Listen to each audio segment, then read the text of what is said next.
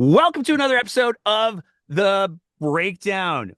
Woo, we've got a conversation today. It's going to be we got two big topics we're going to be covering, and maybe two and a half. I don't know. It depends on how you cut it.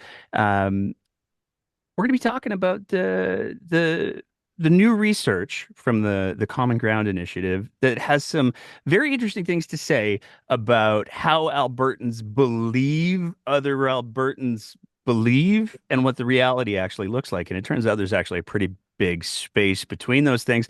We're also going to be talking about the impacts of Bill 18 on the municipal level for sure, maybe a little bit on the academic level. And to have this conversation today, I am so excited to welcome back to the program. We've been trying to get him back for a little while now, but he's a very busy, very popular man. He's the lead at the Common Ground Initiative. He's a political scientist at the University of Alberta. Dr. Jared Wesley, thank you so much for coming back to the show. Always good to be back. So, I mean, I gave kind of a loose introduction, but it's been so very long since we've had you on. I'm wondering if you could give sort of the brief bio of Dr. Wesley for anyone who is new to the show and wasn't listening a year and a half, 2 years ago. Yeah, well, I mean, first and foremost, I'm a very lucky husband and a father of two daughters here in Edmonton, in Treaty 6 territory, and came to Alberta a number of years ago to do my first degree here at the U of A, and seem to have found our way back to Edmonton. I'm loving working at the U of A. That was after about 5 or 6 years spent with the provincial government, working in intergovernmental relations and some cabinet coordination stuff. And throughout that whole time, my life seems to center around this notion of trying to find common ground between people. As a biracial kid who grew up in a small town in Manitoba, I've often found myself, caught between two different worlds, black and white. And throughout my life, moved back between rural and urban places. And for people like me, it's really tough to pick a side because we're on both sides. We got family, we got close friends on both sides. So that's what our research is driving towards, trying to find some common ground between, in this case, progressives and conservatives in Western Canada. And yeah, so we're having some fun. We're doing a lot of interesting focus group activities. We got Viewpoint Alberta survey that's been doing two a year since 2019, and my colleague Theo Snagowski and I are happy to talk to anyone that wants to listen about some of the fascinating research that we've found. Yeah, I remember the first time we had you on, you talked about and it was like it felt like a punch in the chest for me because you were talking about the perception of what an Albertan looks like, and it is exclusive to so many different groups. So you've been doing this research for quite some time, and it's highlighted some really important things. What's the new batch about? If you can give us sort of the broad idea behind it, and then we'll drill down into some of the things. Yeah, so I mean, we got kind of two streams of research. The first one that was on your show before, you're talking about how we have a very simple activity in our focus groups. We've been asking people to simply draw us an Albertan, right? Your listeners and viewers can go through that exercise right now in their own minds. When I say Albertan, something pops into your mind. What is it? And 80% of our adult participants will draw somebody who's either a cowboy, a farmer, or a rig worker, right? Middle-aged, white, blue-collar man. And we're trying to figure out, like, why is it that ubiquitous, right? Why is it that prevalent? It doesn't matter where we go. We did focus groups with a room full of young Black women here in Edmonton, only two of whom out of 40, right? Only two drew a woman and only two drew a person of color, right? We've done it with a group full of recent immigrants. I mean, when I say recent, I mean just arrived in Canada 2 weeks before the focus group down in Lethbridge. They all drew the same kind of thing. We call the persona Joe because Joe is the most common name that people associate it with. So part of our research trying to figure out why is it that when people think of Alberta and Albertans, they think of Joe, right? The other part of our research, though, is trying to figure out, like, why do Albertans feel so polarized right now, right? We do a lot of survey research that shows that on some issues Albertans are quite polarized, but at the same time they also talk about how they feel moderate, right? When we ask people to check a series of boxes about political identities, it's actually moderate is the number one answer, right? Followed closely behind by conservative and progressive. But what's even more interesting is that people check all three of those boxes more often than not. Over 80% of Albertans check both progressive and conservative when they're asked to identify. So there's a sense that we're polarized, but are we really polarized? And over the last number of months, we've started to bring those two streams together and figure out, is there a relationship between us thinking about Albertans as Joe and polarization? And there actually is. And it boils down to this. There's a small group of people who want to make Alberta in Joe's image. And they'll do anything they can to preserve that part of Alberta's heritage. They're in control of government right now. If you need any proof of it, just look at the fact that it wasn't until a few months ago that we had rodeo named Alberta's provincial sport, right? Despite the fact that most people have never been to a rodeo, Stampede doesn't count. The fairgrounds at least don't count. But there's been a really intentional, effort on the part of the UCP government since Kenny to really instill this vision of Alberta being all about Joe, right? And there's another small group of people on the other side of the spectrum that are all about erasing Joe from our collective memories and erasing Joe from the spotlight that currently exists, right? These are the folks on the right will accuse of engaging in cancel culture, right? But our research shows that the vast majority of Albertans are caught in the middle, right? That most people are not out to erase Joe. They see the value that Joe brings to their communities historically, currently, and in the future. But they also see value in their own contributions, right? They want to be recognized for their contributions to the future of Alberta society. We're talking about the nurses, right? The doctors, right? Talking about the pharmacy workers. We're talking about, the folks that work in hospitality. So our research now in this summer, we're going to be going on the road again and talking to people about how we can forge that common ground so that everybody feels included and like they belong in it.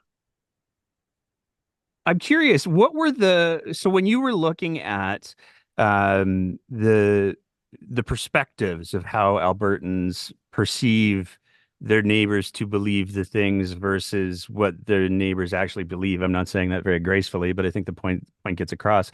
What were some of the topics that you looked at and what did you find?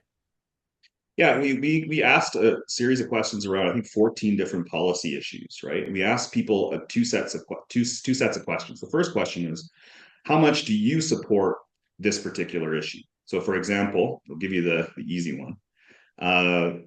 To what extent do you support establishing a provincial sales tax in Alberta? Right? It's not going to come as a surprise to anyone, and this is the point, by the way. It's not going to come as a surprise to anybody that only about 1 in 5 Albertans at least somewhat support that idea. But the follow-up question was an interesting one. What percentage of Albertans do you think is supportive of that? Right?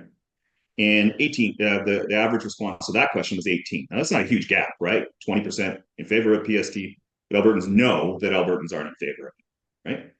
We asked that question, but we also asked a series of questions that were front and center in the government's agenda right now that are clearly unpopular according to most public opinion polls, and frankly, that weren't in the UCP platform in the last election. Right? We're talking about pension plan. We're talking about a police force. We also asked questions about pronoun disclosure. Right? And what we found was on the first two, on pension plan and police force, Albertans are not in favor of that. Only 20%. The same percentage that supports a provincial sales tax is in favor of abandoning the CPP or RCMP. But they also know that, right? So they actually know that's an unpopular position, right? That's a little bit different from pronoun disclosure. So we asked people, are you in favor of requiring schools to notify parents if kids want to use different pronouns in school? And 57% of Albertans are supportive of that measure. And we asked the follow-up question, what proportion of Albertans do you think is supportive? It jumps to 69%. Now, that's not a game changer, right? I mean, it's clear that there's a majority opinion in favor of that policy that UCP introduced. That's a massive move, a massive shift over a short period of time. It jumped about 13 points over the last 6 months, according to our viewpoint surveys. But the 69% figure, that's what the proportion that people think is a supportive of it, shows that Albertans think there's a greater conservative consensus on that issue than actually exists, right? The other issues, you want me to pause there? You want to keep going? I mean, the other issues that we looked Oh, at keep going, please.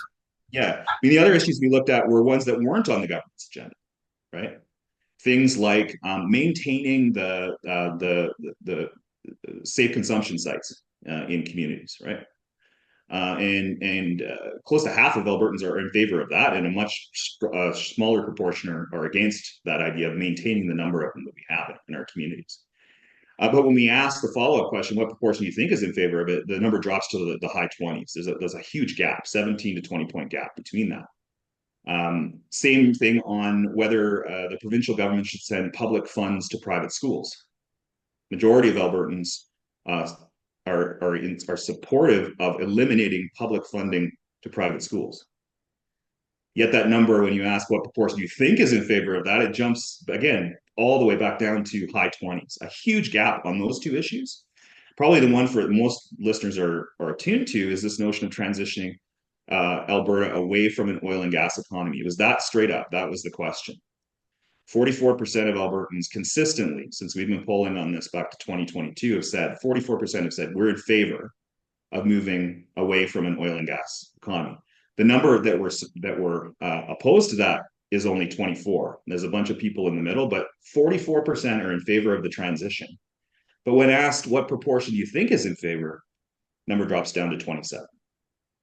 So that gap between, the actual position, which is a moderate, some might say a progressive position on those three issues, and where Albertans think the mainstream consensus is huge. And governments that don't want to follow public opinion can exploit that gap, right? Because people might favor a more progressive or moderate approach to those issues, but they don't think anybody else is in support. And as a result, they're not going to stick their neck out and say something.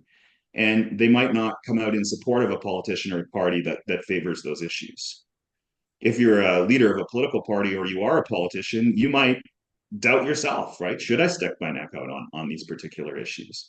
And that's what one scholar back in the early 1970s called the spiral of silence, right? That there's a lot of people that don't recognize they're in the mainstream on issues and they'll remain silent because they are convinced that, in this case, the typical Albertan, who again, our focus group participants named Joe, people aren't convinced that Joe is willing to move on these issues, then they're not going to stick their neck out for it. Wow, there's so much to unpack there. I have so many questions. I guess the first question that I want to start with, which you've kind of already addressed, is how much do these differences, obviously they translate to some degree to whether or not somebody's willing to say something publicly on social media or any of those things. But do you have any evidence, or is there any previous evidence into how this translates into things like voting trends? So for example, Daniel Smith has said, you know what, if we do an APP, we'll put it to referendum. And this seems like one of the spaces where the overwhelming majority of people are like, "Nah, we don't want that." But there's a perception and a little bit of a difference that maybe there's some people who do. Does that influence how people would potentially vote in that referendum or on any of this? I mean, looking at some of these bigger gaps, the oil and gas one, for example, um, would that influence how people vote? Yeah, so two points on that. First, I mean, anybody that wants to hold a referendum on an issue in which Albertans are actually opposed, as I say, only about 20% of Albertans are in support of a pension plan, for example. They not only have to change those people's minds, but they also have to change the public perception that this is a bad idea, right? And really, they're fighting against public opinion, but they're also fighting against political culture. The idea of the Canada Pension Plan is embedded in the Alberta political culture, right? I think it's maybe not necessarily embedded in the Alberta political culture, but Albertans are part of the Canadian political culture where CPP, universal healthcare, and a bunch of other national institutions and programs are very important to them, right? And our polling shows that people are just worried about retirement security, right? They might buy a few of them, not many. About a third of Albertans are open to the argument that we'll pay less and get more from an Alberta pension plan. But even if they buy that, they're not willing to risk it because they're worried about that in the end. So the government has to work on two fronts: first, to change public opinion, and then to convince everyone that public opinion has changed. And those are two very difficult things. If you don't believe me, ask any progressive that's tried to push these marbles up the hill for generations here. But the second piece came out. We did a piece, and people can go to our Common Ground Substack to find it. We did a postmortem of the last election, and because people were often asking us, like, what, how do you attribute, how do you attribute the New Democrats' loss in the last election? Unlike a lot of pollsters, we take our time with it, right? I mean, we're academics. We took a few months to do the postmortem, and the stat that popped out for me the most. I don't have the exact numbers on hand here, but I'll give you a ballpark. We asked people not only who are you going to vote for in this election, and it was pretty close. Our numbers were had the NDP numbers inflated a bit, but we were there just before the election, so some things might have moved. But let's say it's about 40% were in favor of voting for a New Democrat in their riding. Then we asked the question, which outcome would you like, right? And again, high 40% range said I would like an NDP majority, right? About the same as what wanted a UCP majority. But again, the third question was the most fascinating. Who do you think's going to win? And that number dropped to 25%. Oh, So even the most committed, and this tracked across all levels of commitment to the New Democrats, they honestly didn't believe the party could. And so when I talk to people from all parts of the spectrum, any party politician or leader or staffer wants to come talk to me, and I'll grab coffee with them. You Democrats came and asked, like, what was our biggest problem? I said, you didn't convince people you could win. And to me, that's fascinating as it's playing out now in the NDP leadership race. Is they have to create this aura that they are the government in waiting, right, and that they can win. That's the dual challenge that they have in front of them, right? Is they have to convince people to change their minds about the party, but then also change their minds about what's possible. what are Smith's challenges? What's the UCP's challenges? Well, I don't think they're facing many challenges right now. I mean, it's tough to get inside. Nobody that I know is behind closed doors when they're coming up with policy, right? Maybe we can talk about that a little bit later about policy making in the UCP. But to me, it seems like they're driven right now about surviving the leadership review in the fall. So there's a lot of red meat being thrown around for barbecue season, and we'll see whether that settles. But after the leadership review, they'll have to grapple with what looks like a Polyev government in Ottawa as well, which, as I've written in a recent Tyee article, is going to be more problematic than I think a lot of people assume. I mean, you look at the last string of Alberta premiers, conservative premiers who have been in power that have had trouble. They've all been in power when there's been a conservative in power in Ottawa, right? I'm talking about Stelmach, Redford, Prentice. Before that, Don Getty was in power during the Mulroney years. And that's tough for them because they can't blame the scapegoat in Ottawa, right? So while the UCP has kind of made a brand for itself externally, is standing up for Alberta, right, and presenting themselves and their premiers as guardians on behalf of Alberta. That technique has also helped. That tactic has also helped to keep together their coalition of supporters, social conservatives and libertarians and fiscal conservatives. Don't agree on much policy wise, but they can all agree we all hate Justin Trudeau. Well, what happens when Justin Trudeau leaves? And that is a real challenge I think the UCP hasn't had to grapple with as a party, because they've always had this mantra of we're against Ottawa, we're against the Trudeau government. Well, what happens when the Trudeau government's not there anymore? I mean, it is a wild thought exercise to think that a Polyev government could have the potential impacts that it has on Canada, but it could be good for Alberta. Well, I guess it depends on who you're rooting for. Very But fair I point. think, yeah, I think in terms of the most radical parts of the Fair Deal agenda, including, removing Alberta from the Alberta pension plan, which clearly most Albertans are against. Yeah, it is good news because Pierre Poilievre has already telegraphed he's not prepared to support that. So I think both sides, and it seems like they've only appeared on stage, to my count, twice, and one was just very recently in a Calgary Axe the Tax event, right? It seems like the two sides have come to a realization they need to work together if they're going to govern together. And I laid out some plans for them to gracefully climb down from the more radical positions here in Alberta to embrace what could be a new era of open federalism, right? I mean, especially if Polyev lays down his demands on cities. He's going to put a bunch of strings on federal funding to cities to build affordable housing and so on. If he climbs down from that, we could have a new era of open federalism, which, if Albertans will remember, was very good for them, right? But ask Premier Stelmach, ask Premier Redford how it goes when you can't deflect attention away from domestic politics, right? You actually have to focus on the issues that are here at home.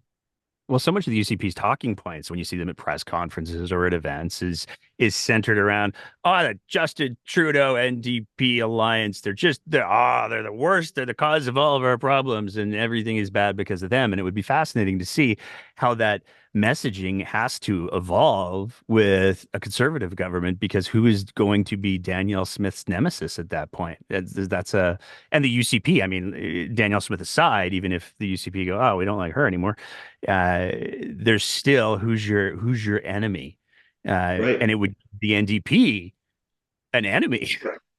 Right. So But this is fascinating to me too, because the old adage, campaign adage that during the Ralph Klein days was, don't mention the opposition by name. And yes, it's actually tough to go back and look at any reference whatsoever that Ralph Klein would make to opposition parties, even on the campaign trail. Why? Because he didn't have to, right? He had in political science term, he had externalized the opposition, there we right? go. And he made it all about standing up for Alberta against a marauding federal government. Made opposition here, unimportant. But tough to make that case in the two-party system now, where the New Democrats actually have a ground game and an establishment, and honestly, the largest opposition in provincial history. They're going to have to deal with them.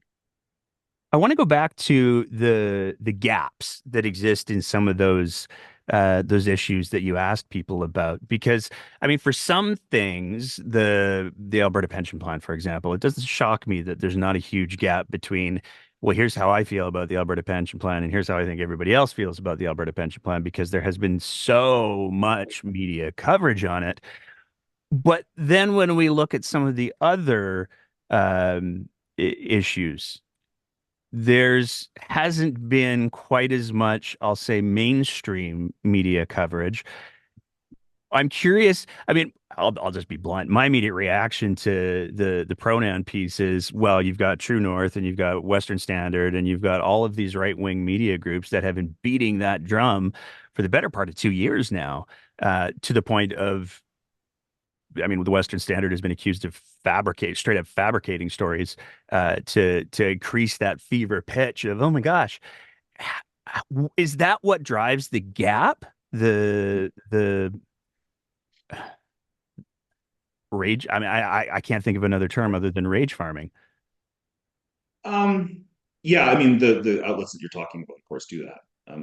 But I think the story here so far on this issue is that the government got out in front of an issue before I think a lot of other trans rights advocacy groups got out in front of it, and they framed it. They successfully. I'm looking at the data. I don't have direct data on this, but I suggest the 57% of Albertans that support this aren't, not all of them. Some of them might be anti-trans, but I think a lot of them are just pro-parent, right? And so the framing of this issue as a parents' rights issue was massively successful for the government, and they have a megaphone. She went on that, if I remember right, she went on provincial TV to announce this particular measure, did She she did. not? She Like had an 8 minute right. little video.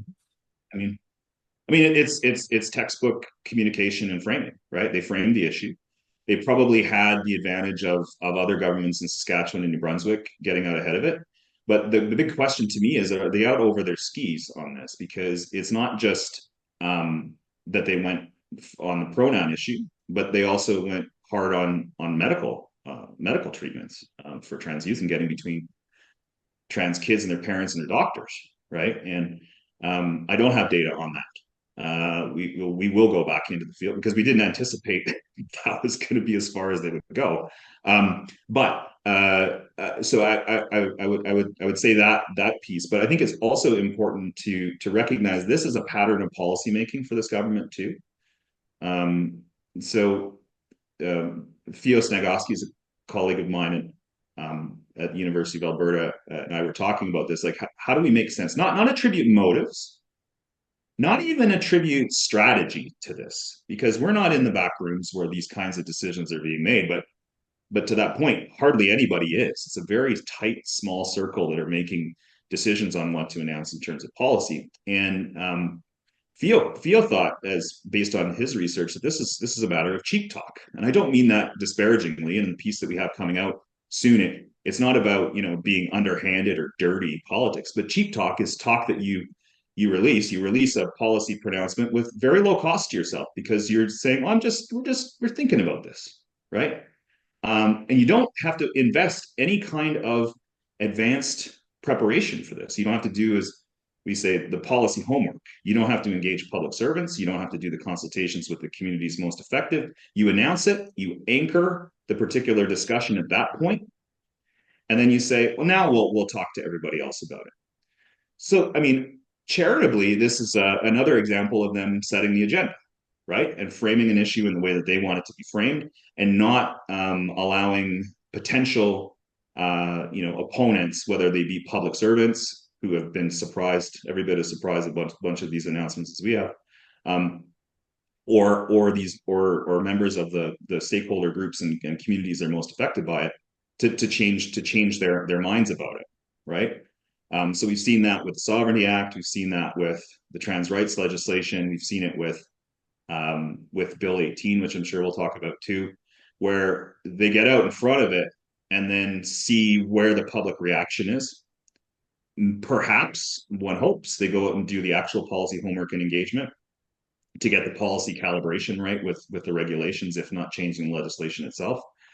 But that has real implications for Alberta democracy, because on all of these issues we talked about, they also didn't telegraph it in an election platform at all. In fact, on some of them, they said we're not going to move on it, right? Like on pensions, and all of them, with the exception of pronouns, are massively unpopular. So how? Yeah. So go ahead. I got a bunch more questions just based on that. I mean, I almost wonder. Um, One of the things that we have seen historically from Premier Smith is, I mean, you can call it cheap talk. I refer to it as spitballing, where she will, there's somebody asks a question, and the question may or may not be rooted in reality. It depends on the day and what media outlet she's appearing on. Um, and then she kind of goes, well, here's what I think. And then we see her form these ideas real time. Um, my favorite example is the let's deputize planes of vacationers to Florida as diplomats. Um, you can't do that. But that was one of my favorite examples of her just sort of going like, well, let's take my limited understanding of the thing, and then I'm going to come up with a solution within that framework, and then we'll go with that. And I'm conflicted hearing you speak because there's a part of me that goes, Smith makes up so much of what she does on the fly, and she's so willing to just jump into the issue. I'm curious, do you think that is that a deliberate framing thing, or is her willingness to just speak on literally anything, uh, giving her the benefit of this pre-framing? Well, I mean, again, I don't know whether she's motivated by this, whether it's deliberate strategy or whether it's just part of her leadership stuff, right?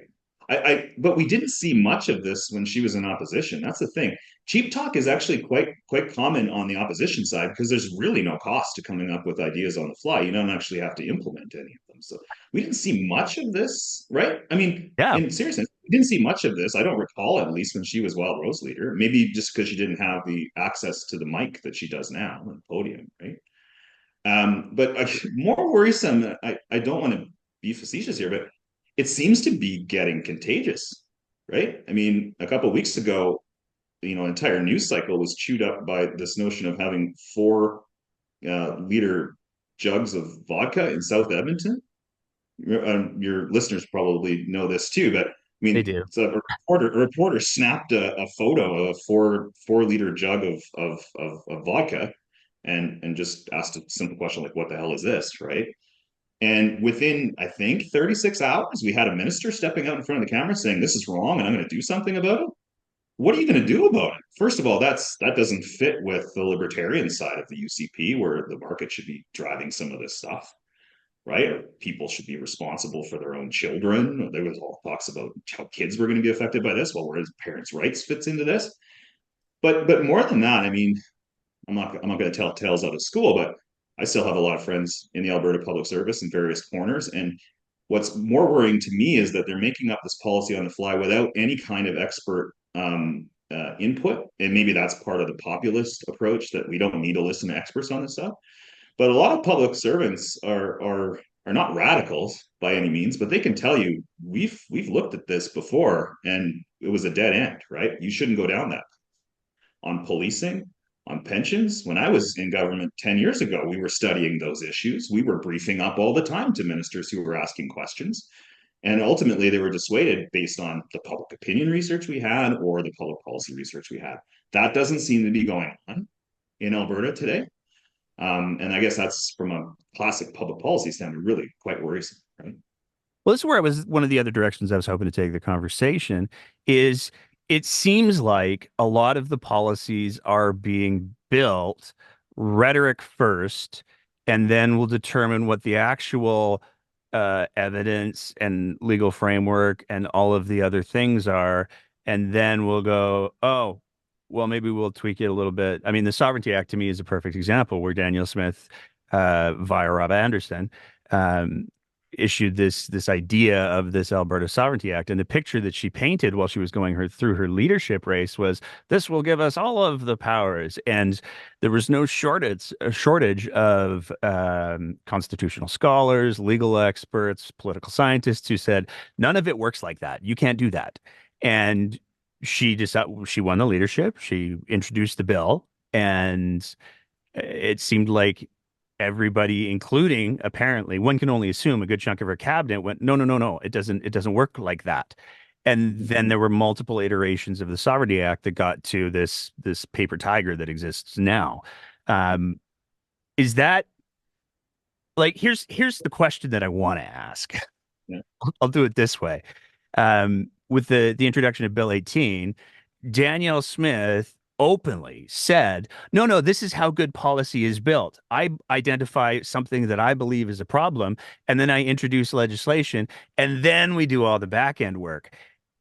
It feels like that's not actually how it's supposed to work, but Mm. am I wrong? Well, I look. The thing I feel like I'm stepping in front of my public policy class now. We're going to talk about the policy cycle. People can Google it. Go ahead. Policy cycle. First thing you need to know is that it is an ideal. It doesn't hardly ever get followed, but there are stages in that, right? There's agenda setting where somebody identifies a problem. Could be the premier, right? Then you go back and you ask people who are most affected by it, stakeholders and partners, and members of the public service and academics sometimes, right? Can you develop me some options? Right? What are some options for handling this problem? Right? And I think one of the myths, and one would hope that she has interactions with many of the talented deputy ministers that are in that government that are not putting her off from this, because I think that they do provide this kind of advice. But when I was briefing ministers, I would always say, look, here are the options. Here's what I'm recommending you do. But here are the implications of my chosen recommendation. Here are the implications of following these other paths. So at least if you choose those other options, you know what you're going to encounter, right? It's my job as a public servant not to get her reelected, right? Not to get that minister or that government reelected. That's not my job. My job is to make sure they're in a position to deliver on their commitments to Alberta, right? They're a democratically elected government, right? So, so that's the job. But that piece is being circumvented, and you raised Bill 18 is a perfect example of this, right? Bill 18, for folks that haven't been paying attention, is the "Stay Out of My Backyard" bill. I think is what That's how Daniel she likes to called it. refer to That's it. her words. Yeah. I mean, this is essentially requiring all municipalities and public bodies, including universities, school boards, to get provincial government approval before they enter into any kind of agreement with the federal government, right? Any new agreement, any renewal, anything like that. Now, if she would have consulted anyone in intergovernmental relations who's currently responsible for vetting all of the typical federal provincial agreements, that was my job, by the way, for 5 years, was vetting like dozens. Our little unit of about maybe 12 to 14 people vetted anywhere from 400 to 800 agreements a year. We signed about 400 a year. But if she'd asked anybody that's involved in that process for all of the agreements that exist between departments like the Department of Health, the Department of Education, and the federal government, that's always existed. It's existed for a very long time. They would tell you that that is a very involved process, right? And it tells me that they didn't ask people that are in those positions or have done that work because Minister McIver said it takes about 10 minutes to vet an agreement like that. I don't know who told him that or whether he came up with it on the fly. 10 months is actually a pretty good target for a lot of these agreements because, you know, first of all, the federal government, when they're signing an agreement with any kind of provincial body, whether that be a department or an agent, they're not going to send it to the premier's office for vetting first. So for the first thing is you got to figure out what agreements are out there, right?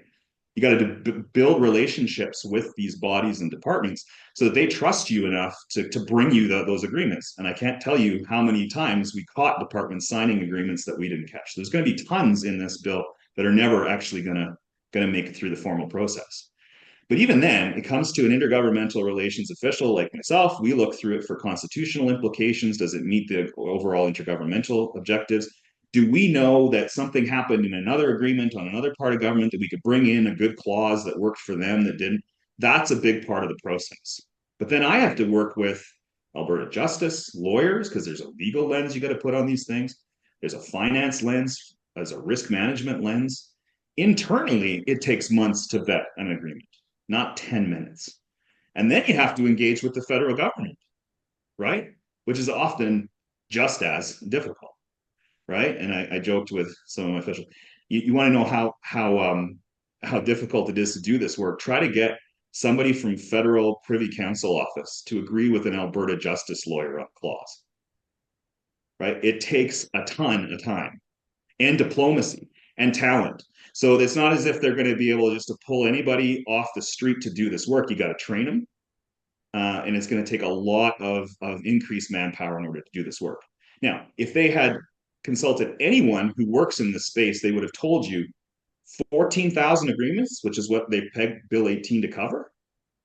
That will require staffing up like dozens of new intergovernmental relations officials within the executive council or within the premier's office, but also within all of those bodies, right?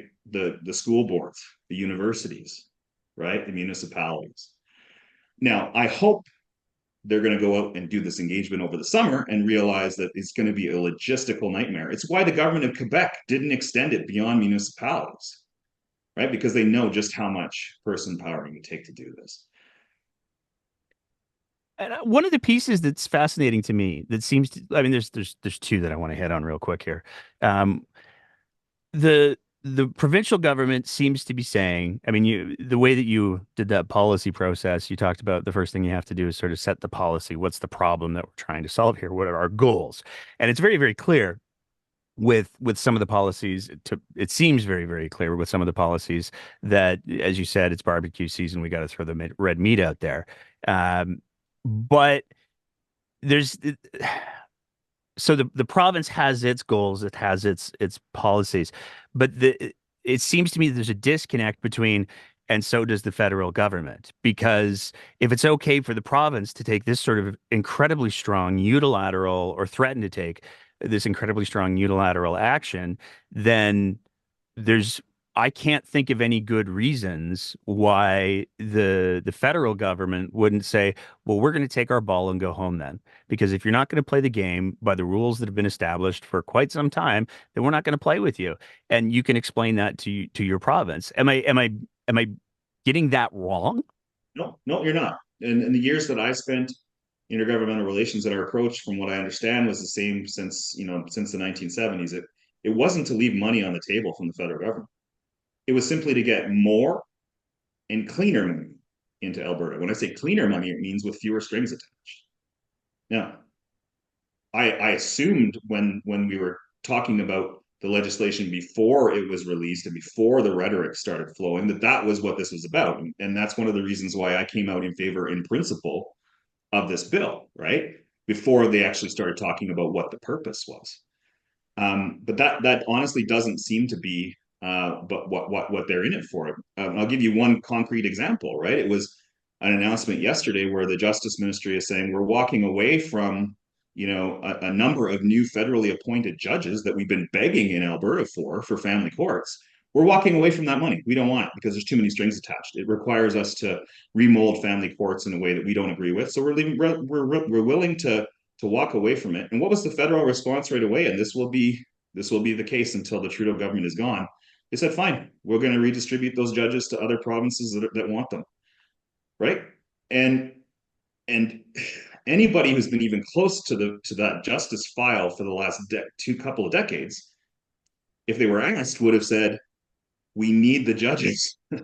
We can work with the federal government to negotiate this. It's going to take a little bit of time. You got to be able to give a little bit." But you're right. The federal government said, if you don't want to play, we'll send it. We'll send the resources, be they judges or money, to other jurisdictions that want it. That's not anything new, though, right? I mean, you look at the history of Medicare in this country. The two provinces that stood in the way of developing universal healthcare across the country were Manitoba and Alberta, two staunchly conservative provinces. The only thing that changed their mind was when they started to see, when Albertans and Manitobans started seeing the rest of the country, wow, they've got some really cool shit over there, right? We want that. Why are we paying federal dollars for these other provinces to have these great programs? And that in recent history and here in Alberta is how it played out. But in that case, in healthcare, Alberta signed on to the healthcare deal, and we have the same kind of system that more or less that they do in the rest of the country. Same thing happened with childcare, right? The only reason why Ontario and Alberta signed on is because Albertans rose up and said, "Why are we paying for low cost childcare in other jurisdictions? We want in too." So if Albertans want this stuff, they're going to have to stand up and say, "Yeah, we want it," right? One of the things, and throughout this conversation, but even as I was sort of ruminating heading into the conversation, knowing that it was going to be policy heavy and policy development heavy and all of that, uh, I kept thinking, I don't know if you've ever seen the Errol Morris film, The Unknown Known. It's the biopic slash interview with Donald Rumsfeld. Um, and Oh yeah. it's a fascinating film for a lot of different reasons, but it's the end sequence that always has kind of stuck with me because Donald Rumsfeld gets so close to what I think is probably one of the biggest policy truths out there is you have to know what you know, you have to know what you don't know, and you have to know that there's things that you don't know. And he screws it up at the end, and Errol Morris comes in and is like, "Hey, so that doesn't make any sense." And he's like, "Oh yeah, I guess you're right. Maybe it's the other way around." But it seems like that willingness to be open to maybe there's things I'm missing here. What are the things that I don't know is gone from government? And so I guess one of the questions that I want to ask you is how do we get that back? How do we get politicians to be open to the idea before you roll out this sweeping policy, maybe do some background work to see if there's things that you don't know. Yeah, it it's the case that I don't think they know what they don't know. They don't know their unknown unknowns, right? Um, my biggest worry is that they don't want to know their unknowns, right? Um, and I'm an optimist at heart, but if you take a look at the way that they're trying to, at least rhetorically, they're trying to wade into issues of academic freedom through Bill 18, right? It does suggest that they think they have the answers, right? It suggests that academic freedom, by the way, is just based on this bedrock democratic notion. It's not just an ivory tower concept. It's built into the bedrock of our democracy. That the pursuit of truth or the pursuit of truths should be left up to a group of people that can't agree with themselves, let alone each other, most of the time. Instead of allowing the pursuit of truth to lie with a group of people who have power and think they know all the answers already. And the the UCP's approach to wading into the peer review process for the assignment of research grants across the country suggests they think they have all the answers. And your question is like how do we re-inject some level of humility? Let's start with that. Some level of humility, some level of appreciation for um, understanding those unknown unknowns. I think it has to start with average Albertans saying enough's enough, right? And saying, you know what, this policy that you're launching may not affect me directly, but it just seems like you're you're going about this in a slipshod nature, right? And it's sad to say, but I think it's going to take some policy disasters that are really going to affect the lives and livelihoods of a lot of Albertans for them to realize that. And the tragic nature of this is that they think they have all the answers on addiction, and our addiction numbers, our deaths through overdose continue to climb. And every week we see the results of their approach on trans rights policy, with young people committing suicide, some of them directly attributing it to the reaction that they received as a result of the bill.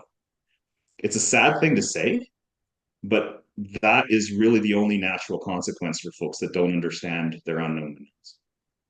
How do you think? I mean, one of the things that I feel like I can't say that I've observed because we're speaking somewhat empirically, and so I want to stay away from speaking empirically when I should. But one of the things that I feel like this government is also not aware of, and politicians in general, I'm not just going to just say, "Ah, Danielle Smith is just the worst."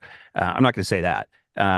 But it seems like there's a lot of politicians who are largely unaware that their rhetoric, the words that they use, how they choose to present their ideas or their policy things, those things can have very much a chilling effect. And I look at the range of statements that I've seen from academic institutions. I'm not going to name any names, but there are, municipalities. There's some municipality groups who have come out and said, "Whoa, whoa, whoa, whoa, whoa, this is not okay." We're hoping that the government realizes that they need to not do this in the way that they're describing because this is a catastrophe.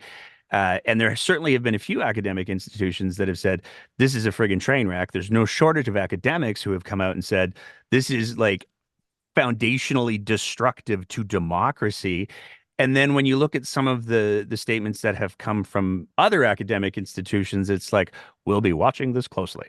And it seems like there's almost that chilling effect of, hey, if you're going to say crazy stuff, I'm worried that you might do crazy stuff. And so I don't want to piss you off too much, but does that do enough to stop the crazy stuff? Like, how do we get politicians to realize and people in positions of leadership to realize your words can actually have very real consequences? And it could be things like academic institutions not speaking out when they have concerns, but it also absolutely can be continued deaths from a toxic supply. It absolutely can be continued deaths from marginalized groups that are only feeling their targeting increase. How do we get people to like there are already dead trans kids. What's the Mm-hmm. body count? Like, what's the number that we need to get to before Danielle Smith and the UCP go, oh, yeah, that's too many? And why does it have to be that way? Well, I wish I had an answer for you there. It was I like mean, a really we're getting really quite morbid here, but that's the reality. I mean, if those two issues alone aren't enough to make we get back to the original part of our conversation here, to make Joe Albertan, right, connect with it, um, then it's hard to see what will. What I want to leave as a more of a positive note for folks that are advocating I in got a this space, positive note I'm going to come to. right? It's this that and Albertans aren't different from other Canadians in this way. They don't tend to pay attention to an issue and care about it until it affects somebody that they know, right? So I'm going to take you back to a focus group that we did up in Fort McMurray in the fall of 2019. I was surprised at this focus group, that it went this way. We have this exercise again where we ask people to draw us an Albertan, and they usually draw Joe, and then they, as a group, they have to pick one that they think is like the quintessential or most typical Albertan, and they always pick Joe. We only ever had two women, by the way, that have been chosen, and they both were married to Joe as oil and gas workers. So anyway, so we were doing this activity, and they up in Fort McMurray in 2019, and they picked Joe, and then we lead them through a series of activities where we ask them to park their own personal opinions at the door and just tell us about life through Joe's eyes. So what would Joe say? What would Joe do? What would Joe think? And we put up in one activity, put up a picture, a series of pictures of different people. And we asked them, how would Joe say these people got to be where they are? So one of them is like the CEO of General Motors. How would Joe say you got to be where he is? Typical answer, hard work, right? It's drawing on that whole prosperity doctrine. Seems to inspire Alberta conservatives. But one photo that we put up is of a person living rough, right? It's a person living rough on the street. In this case, up in Fort Mac, this person happened to be black, and we were assuming in that environment was a room full of blue collar white men with a few women, right? We were expecting them to say personal responsibility, right? This guy is living rough, it's his own fault, bad choices, could pull himself up by his bootstraps and so on. But what was fascinating to me was that that notion didn't come up at all. They said, "Well, no, Joe would empathize with that person. You know, Joe would feel bad for him. Joe would go buy him a sandwich. Joe might even invite him over and see, you know, and get a shower, and he wouldn't eat anything." And I went, really? So as a social scientist, your job is to try to disconfirm what's happening in a room like that. So I go, really? He wouldn't say it's this guy's own fault? And they said no. I said, what's behind that? He's like, well, because Joe sees that kind of thing all the time. And I look back on this now, and we were really just on the upswing of the opioid crisis in Alberta, right? But it was still bad at the time, and it was affecting a lot of the guys in the camps. And Joe happened to work in a camp, and he knows that good people fall on hard times, right? So for activists that are working in that space and other policy spaces that feel like they're pushing 1,000 marbles up the hill, I always remind them that, you know, you got to make these issues pertinent to people. You got to tell stories that resonate with people, right? And this is why I think the folks that are working in the safe supply space, Petra Schultz and others, who are telling the stories of their kids, God bless them, man. That is a tough, you know, that is a tough thing to do. I have kids myself. You do. Can you imagine? You know, going out in front of cameras and doing this day in and day out.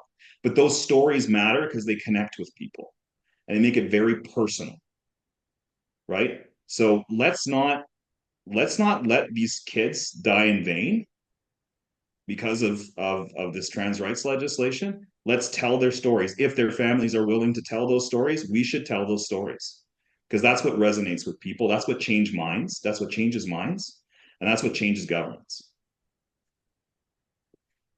I mean, you kind of, I feel like you may have just answered my question, but I want to work my way towards like a little bit of a call to action specifically for people on the day to day because, you know, I go back to the beginning, some of those social issues that you talked about, the gaps on whether it's supervised consumption sites or the pronoun use or the opioid crisis. And I think it's really important to highlight there is a big difference between addiction and deaths. And the addiction rates in the province are largely static. We're not seeing huge rates of addictions increases, but we are seeing huge rates of death increases. So at a certain point, I feel like maybe there's room for a conversation about maybe this isn't so much an addiction problem as it is a poison problem. Not saying, just saying. But how do we close Yeah, the gap? Because we started this yeah, off yeah, by saying, you know, people think this is how I feel, but then they go, ah, but everybody else feels that way, and I don't yeah. want to be that guy with the podcast and the silly shirt. Yeah. So how do we get people to how do we close that gap to make people more comfortable to go, you know what? No. Yeah. Well, you know what? The good news is that there's actually a lot of research on this already. So the concept we're talking about in political science and sociology is called the false sense of social reality, or it's called pluralistic ignorance. So folks can go ahead and Google those terms, I like that right? I one. mean, it sounds like it's made up of somebody who's sipping a bit too much brandy, but there we are, right? And all of the research will tell you, as soon as people become aware of their own pluralistic ignorance, as soon as people realize that they are so off base with where they think public opinion is, they change their attitudes and they change their behavior. So I'm not an this I'm not an activist, right? I mean, I meet with anybody that will meet with me to talk about what public opinion is in Alberta. I'm not there to move it forward, but we are there to hold a mirror up to Albertans in a real way to say, here's who you are, and here's who you think you are. What you do with that is up to you.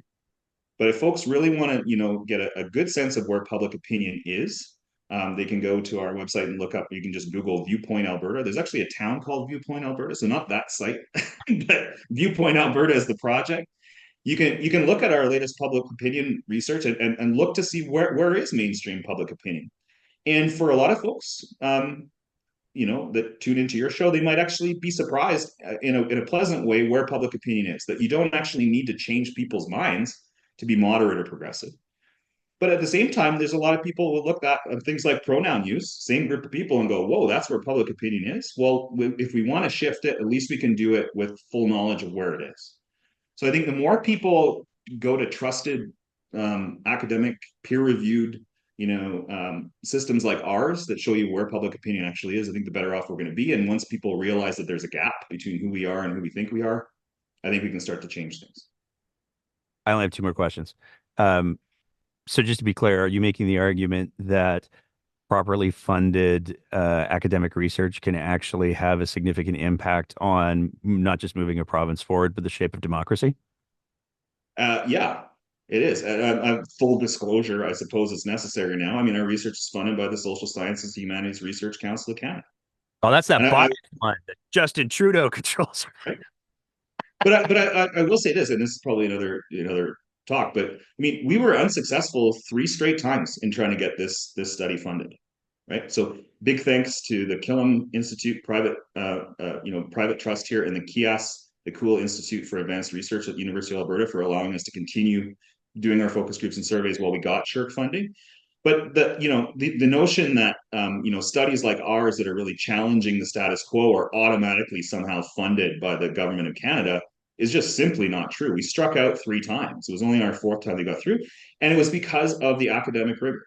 We improved the methodology as we went along. We gathered more evidence to show that our approach is actually effective, right?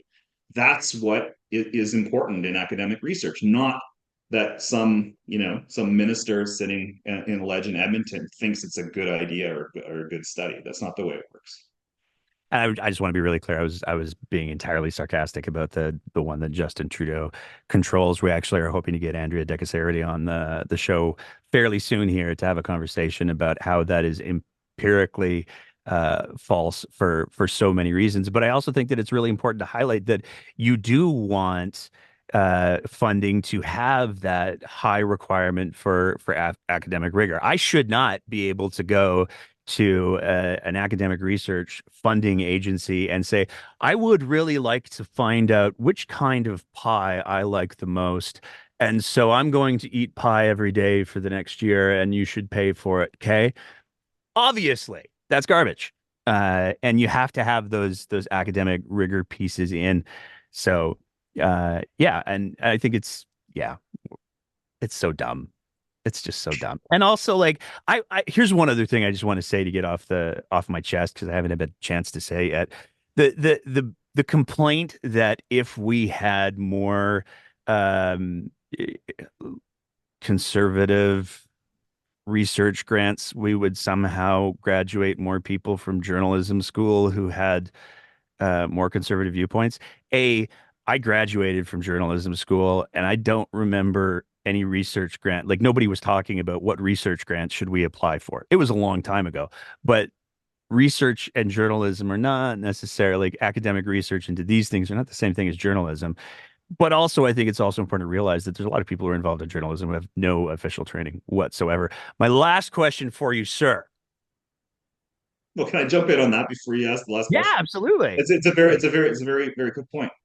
I think this is another case of the UCP and Daniel Smith needing to be careful what they wish for, because there aren't many actual conservative academics out there who look at their approach to public policy making as a good thing, right? I mean, before the last election, I co-authored an article with a leading conservative thinker in this country who challenged the notion that her government is even conservative in the first place. So I think she should be careful if she wants more conservatives to look at the way her government functions, because in many ways it's eroding the very foundations and institutions of our democracy that conservatives value. I just think it's smart not to piss off the smart people because they're very smart and they will school you. Um, my last question, I wasn't going to ask this one. This wasn't on my list when we first started, but as we went through the conversation, I need to know. I know that you travel the province and you do these events with Common Ground where you talk to people, get their perspectives. This is all a lot of this gets published on the Viewpoint website that you mentioned. Have you ever done an event in Viewpoint? Oh, no, that's a good one. We should go out to Viewpoint, Alberta. Yeah. Yeah.